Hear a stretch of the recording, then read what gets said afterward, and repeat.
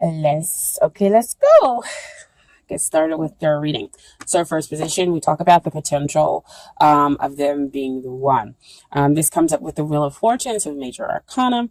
I feel like there's an initiation phase kind of going on between or in this connection that you have here. And it's just kind of trying to bring about like a renewal, an expansion, basically. And so it feels really, really kind of uncomfortable.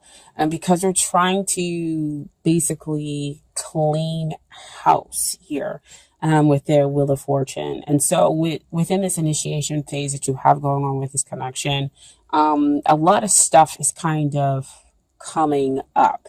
Wheel of Fortune also talks about you learning how to trust the universe, that the best is yet to the best is yet to come. Sorry, couldn't get it out. So while Wheel of Fortune is generally a pretty positive card that comes up, you have the good stuff coming up and the negative stuff coming down. But while that's all happening, it can be a very difficult, uncomfortable phase that's going on here within the connection. It usually does come out to signify soulmates for me, as one of those cards as well. But what we always have to remember is, yes, we do have romantic soulmates, but we also have those romantic partners that come in to kind of help us work out those negative things, those karmic things that are within us, in order to get us ready for a relationship that will be better for us, that will basically renew us and help make us shine, basically. So what we have next is the long-term potential. And first we have the Seven of Swords here. And this talks about, again, got a lot of trust issues going on here within this relationship. So trust, they could be wanting to escape the connection, because again, Wheel of Fortune, initiation phase, it's uncomfortable. So of course you would want to escape. Of course you may not fully trust what's going on because it is very, very difficult. And so that's kind of what the feeling is here within this connection. But we also have the Ten of Swords, which feels like, somebody, your thoughts are making you feel like somebody stabbed you in the back, because swords are always generally about thoughts. But this is, to me, again, kind of the ego needing to go down, to be just kind of put into its place. So see back over here, cleaning house, making sure that the ego knows its place in order to get rid of those limiting thoughts and those beliefs. Because with Ten of Swords, you're believing to be a victim, and that the relationship could possibly be over and end it. But this could be, of course, those thoughts that are going on within your head. So, I'm not going to sugarcoat it. Again, the long-term potential is difficult here, but it can just be a phase in order to bring about better energy for the relationship. Because again, we're going back here to the Wheel of Fortune, which talks about the bad going down and the good coming up. Okay. And so we have to work through that stuff. It has to come to the surface in order for it to go away. Okay. And so the King of Swords comes out as to what is hindering the relationship. And that means that there are emotions that exist deep down. Because I always talk about, air signs have deep emotions. They just sometimes express it in a very kind of callous way, or don't know how to express it at all. And so King of Swords, he's a little too much here, in his logic. And so that's his viewpoint. And so he's not going to express the emotions that need to be expressed. if we're talking about a hindrance. Usually King of Swords, he is a pretty good communicator. But here we're talking about hindrance. It's the communication or the lack thereof that is causing a hindrance here in the connection with this other person. And so again, Wheel of Fortune, cleaning all that stuff out, in order to make the relationship better, bringing that stuff to the surface.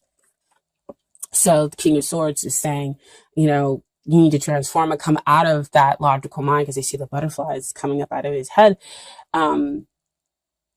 Is to transform your mind, to come out of your head and get into line with your emotions. Because you have that emotional depth. You just need to figure out how to express it. The two of you. So that's the energy that's kind of blocking here. But we have what's coming up here, with the Devil card as to the energy that is helping.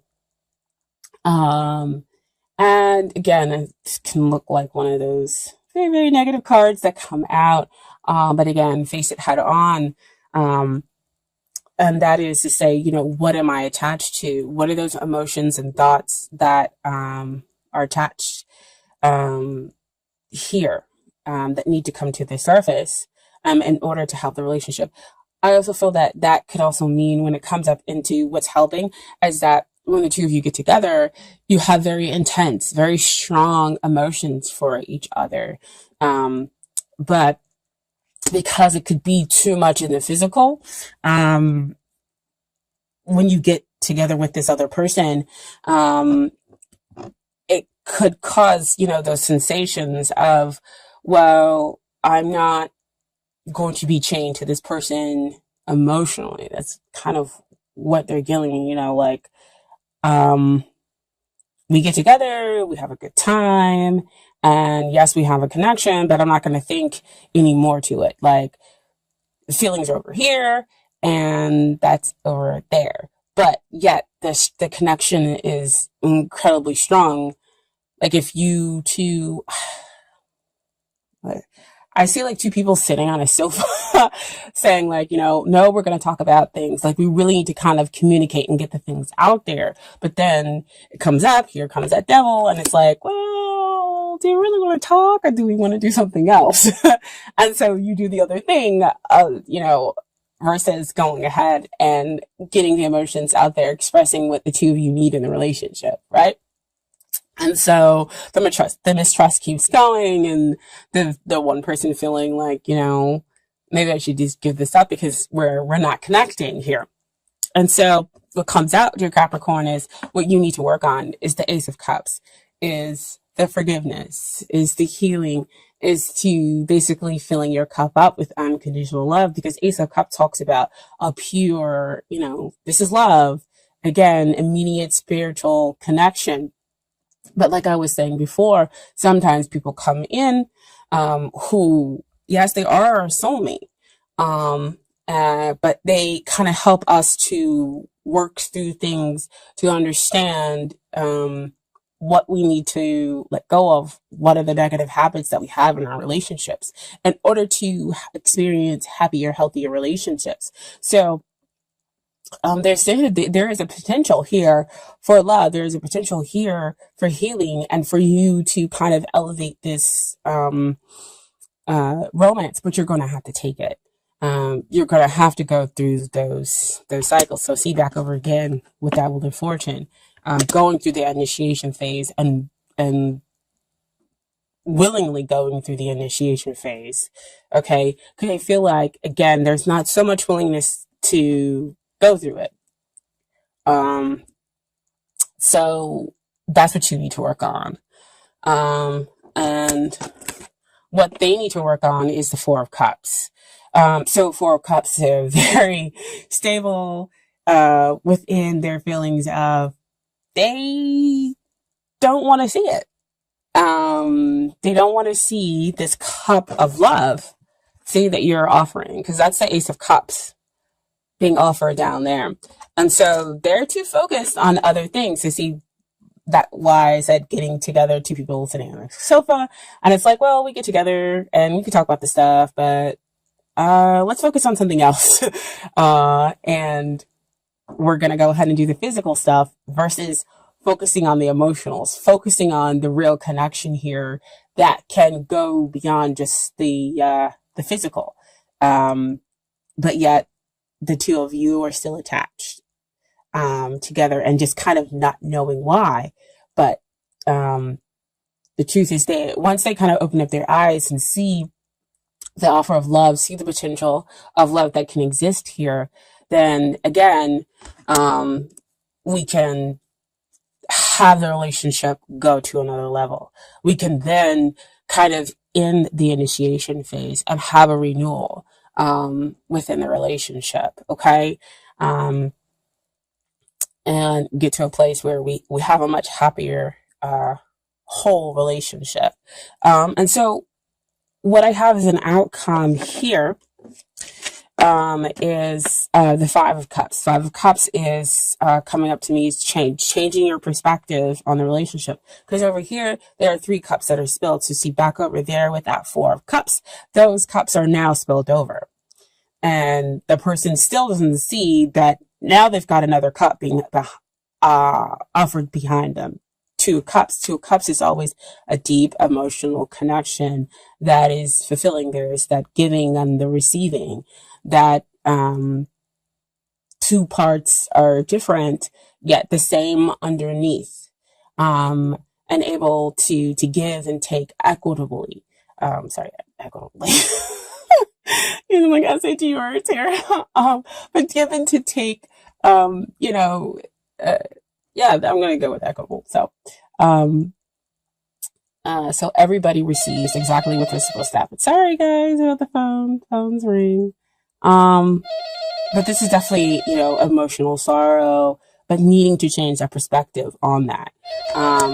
That's the outcome. And then we have the Nine of Swords. So see again, back here with the thoughts, where we have great grief and people aren't sleeping at night because, again, we're connecting here on the physical level. I mean, that's what's keeping you two kind of coming back together and remaining attached, but we're communicating our real feelings and emotions. So that's what we have the Nine of Wands being stacked up.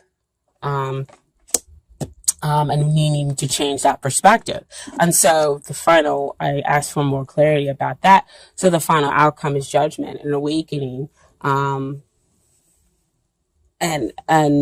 coming to a point where, we can do better, we can ascend, and we can have a renewal within the relationship. It's like they awaken, or the two of you awaken as to how to be able to move forward, and realizing that you can have more than just the physical. You realize what's been going on along with that Wheel of Fortune over there. Like I said, with the initiation phase, where you're going through stuff, you're fighting and you're resisting the moving forward. You're fighting and resisting talking about your emotions in order to move out of the physical plane, or you're fighting and resisting that you have a strong spiritual connection with the other person, versus something that's just going down here in the physical. That's just, they're giving me like earthly. But I mean, earthly isn't a bad thing. It's just when it's a lower vibration. That's what you want to come out of. And that's when we need to come out of the mistrust. And that's what gets transformed out. That's what gets removed out and ends over there. Okay. So I do have Romance Angel cards for you guys as well. And they're all very, very interesting. First we come up is free yourself. It's time to take back control of your life. So see again with the Wheel of Fortune, talking about freeing yourself from those mistrust issues, getting rid of those limiting beliefs, communicating, getting those emotions out there, and freeing yourself from just having that physical, intense emotional, relationship. Okay. And then we have children. Your love life is being affected by children. So this can go, a couple of different ways, that maybe you have kids and, it's affecting the communication. Maybe you guys can't get together all the time, and that's why when you get together, it's just about the physical, or but maybe they have kids, and that's the same thing that's happening. But when the card first came out, I heard childhood issues. That's what's coming up, and that's what we're dealing with, because again, that's that buildup that's been happening, and so they can't communicate with you on an emotional level because they haven't healed that childhood traumas that exist there, and yeah, they have limited emotional gauges, even though there's a whole bunch of capabilities that exist. There's a strong emotional depth here to the relationship, but you got to be able to free that, right? And then we also have the codependency. So see, as soon as the children's card came out, because they flip out all over their place with the way I shuffle. Addictions are affecting your romantic life. To see what I was talking about over here, this is a card of helping because it helps to keep the two of you together, where we're just focusing on the physical. But if you're only focusing on the physical, then of course it won't ascend to be a relationship, a stable one in which two people can feel whole, unless you move beyond that codependency. And codependency again starts off with childhood issues that we need to get rid of, that need to come out, that the Wheel of Fortune is helping to get rid of. Okay. And so the final card we have for the Romance Angels is you attract love by enjoying this moment fully. So when that card usually comes out to me, that means that we, again, of course, have those negative emotions and feelings that need to come out in order for us to attract and have the relationship that we want. Actually, let me go ahead and read that to you guys.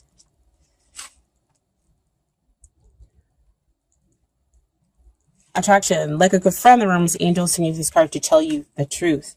The best way to have more romance in your life is through attraction rather than through strenuous effort. You're most attractive when you're fully enjoying yourself in the present. Your joyful laughter, self-expression, and body language are beautiful. In contrast, any stress you experience as you strain to find romance pushes against the stream of life. Strain comes from a place of fear with an underlying worry. Maybe I won't receive this. That fear then attracts the very thing that you're worried about. Stress creates wrinkles, bodily tension, a constricted voice, and other unattractive characteristics. So see, you have the Devil card that's keeping you two together. You're attached together, but not in the most healthy way. It's just, that physical plane. But what needs to come out, it's the hindrance, it's the fear of dealing with the emotions and not being able to communicate those emotions is what they're talking about. So what their advice is, so go smell a rose, enjoy, fully embrace this fragrance beauty. Allow yourself simple pleasures that lead to great joy. Affirm frequently that you are loved and lovable. Visualize a wonderful romantic relationship with a great partner. Take excellent care of yourself and follow your inner guidance via the law of attraction. You'll draw romantic love to you through your own attractive nature. So that's just kind of the basis, which I said back over here is what you need to work on. That Ace of Cups. Attracting, forgiving, that all exists here. She has trust. She has her heart open. She's able to receive and will only attract the best and the highest relationship for her, which also basically over here with that Wheel of Fortune card, okay? And then I have some advice from the universe that I pulled for you all. Okay. And first card. I recognize that I have chosen fear and I choose again. I choose love. So back with that Ace of Cups, asking you to choose love, to go through that healing process. And they're also over here choosing fear because they're not choosing love as well. So you got, like I said, you guys are in the same boat here. And then I witness the darkness and call on the light with my prayer. Thank you, universe, for guiding me to perceive this fear through the eyes of the teacher of love. So again, asking you to transform, asking you for to come from a place of love. Love is a much higher vibrational frequency, a connection that we have with somebody else. Okay. I also talked about how we change our perspective in order to get rid of that fear and that sorrow. So you see, that's why I said that that's the outcome for you guys. And thank you, universe, for helping me see beyond the limits of fear. Thank you for expanding my perception so that I can see what is of the highest good, which is what I've been talking about the whole entire reading, on which comes out with the judgment card, having that awakening, having that and realizing the decisions to make the relationship whole. Once you change your perspective, once you come out of your